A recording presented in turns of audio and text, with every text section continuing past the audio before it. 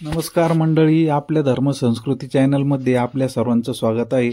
पितृपक्षाचे video आपण बघितले, त्याप्रमाणे आपण सर्वांनी पूजाविधी केलीच असेल. आणि बघा, गणपतीचा मान झाला, त्याच्यानंतर पितरांचा मान झाला.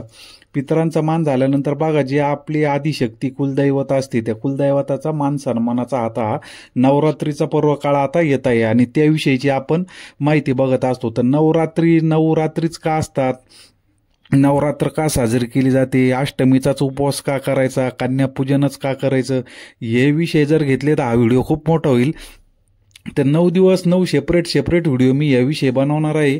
पण थोडक्यात आता फक्त एक नवरात्रीची थोडक्यात माहिती बघू. नवरात्र का साजरी केलं जातं, तर नवरात्र बघा आदिशक्तीचा जो पर्व काळ आहे, म्हणजे तसं जर म्हणलं तर अष्टमीच्या दिवशी जो दक्षाचा यज्ञ विध्वंस झाला होता, त्याच वेळेस माता पार्वतीने रूप घेऊन दक्षाचा यज्ञ विध्वंसित केला होता.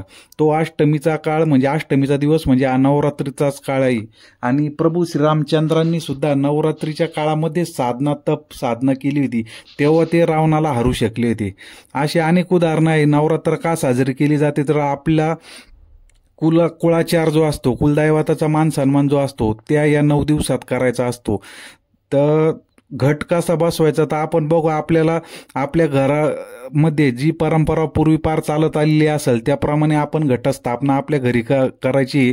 थोडक्यात माहिती सांगतो. एका आपल्या विळूच्या टोपलीमध्ये आपल्या शेतातील चांगली माती घेऊन यायची आणि गहू किंवा सप्तधान्य एकत्र करून त्या मातीवर एक आपला मातीचा घट ठेवायचा आणि त्याच्यामध्ये आंब्याचा डाळा ठेवायचा. आणि त्याच्यावर कोणी नारळ ठेवतं, कोणी नारळ ठेवत नाही.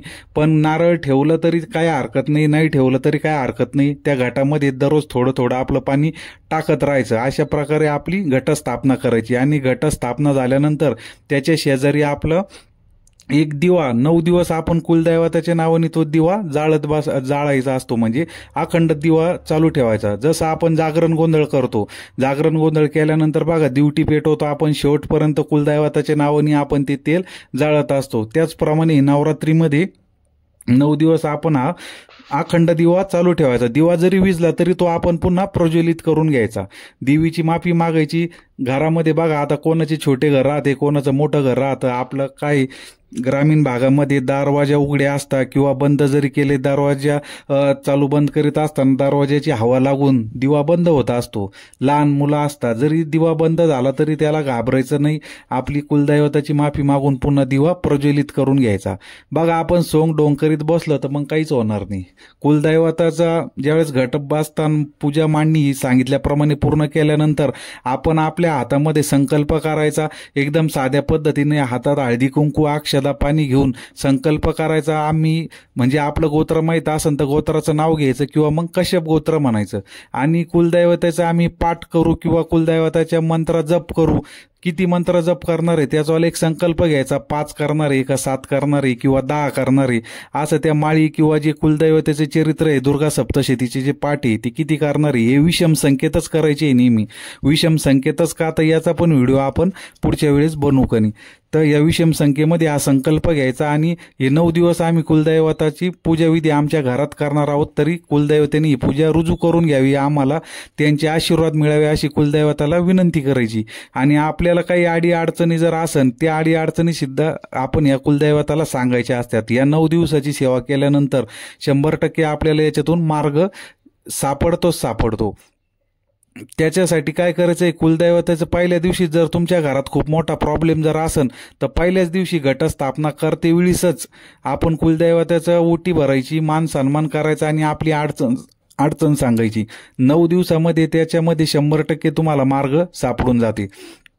तुमचं डोंगरा एवढी जरी गोष्ट असली तरी त्याचा खाडा निघाला असं तुम्हाला मार्ग सापडतो.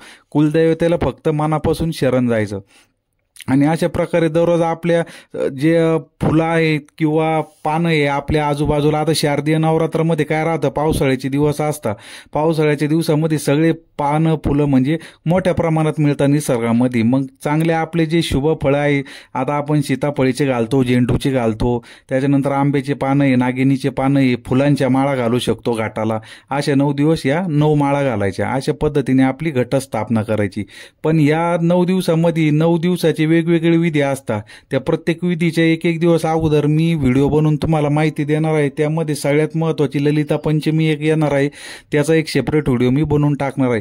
तुर्तास एवढंच सांगायचं होतं की घटस्थापना आपण सर्वांनी करायची घरामध्ये. घटस्थापना केल्यानंतर आपल्या घरातील अडीअडचणी या दूर होण्यासाठी आपल्याला मदत होते आणि याच्यातून 100% आपल्याला मार्ग निघत जातो. साध्या पद्धतीने मी तुम्हाला जसं सांगितलं त्याप्रमाणे पूजाविधी करा आणि कुलदैवताला आपल्या शरण जा आणि आपल्या घरामध्ये त्यांना स्थान द्या. आता नियम काय पाळायचे आपल्याला सर्वांना माहीतच आहे. आपण शुचिरभूतपणे घरामध्ये राहायचं आहे. कोणीतरी कुलस्त्रीने किंवा कुलस्त्रीला नसन जमत तर किंवा घरातल्या कोणी पण कुलदैवताचा उपवास आपण निश्चित करायचा आहे. उपवास तुम्हाला पूर्ण जमत नसेल तर उठता बसता करा किंवा सप्तमी अष्टमी नवमी शेवटचे 3 दिवसाचा उपवास करा. हे पण जमत नसेल तर कमीत कमी अष्टमीचा तरी एक उपवास करा. होम हवन कसे करायचे काय याचे सर्व व्हिडिओ आपण हळूहळू अपलोड करू. तुर्तास आपण एवढी माहिती सगळ्यांनी समजून घ्या. आणि नवरात्रीची तयारी करत असताना बघा अमावस्याच्या दिवशीच नवरात्रीची तयारी करायची, म्हणजे अमावस्याच्या दिवशी सगळं सामान जमून ठेवायचं आणि त्याच्यानंतर आपण सोमवारी जी आपले नवरात्रीची कुलदेवीची स्थापना असेल, घटस्थापना असेल, ती घटस्थापना पण आपण या दिवशी सोमवारी पूर्ण करून घ्यायची. दिवसभरामध्ये आपण कधी पण करू शकतो. कुलदैवताच्या म्हणजे कसलंही विघ्न नसतं. मुहूर्त पाहायची गरज नाही. सकाळपासून संध्याकाळपर्यंत आपल्याला जसा वेळ भेटेल त्या पद्धतीने आपण घटस्थापना करायची आणि आपली सेवा कुलदैवताच्या चरणी रुजू करायची. तर झालेला व्हिडिओ आपण इथंच थांबू आणि परत दुसरे व्हिडिओ जे सगळे येतील नवरात्रीची विशेष एक आपण मालिका तयार करणार आहोत. ती पूर्ण व्हिडिओ आपण संपूर्ण बघा जेणेकरून आपले सर्व शंकांचं निरसन होईल. धन्यवाद.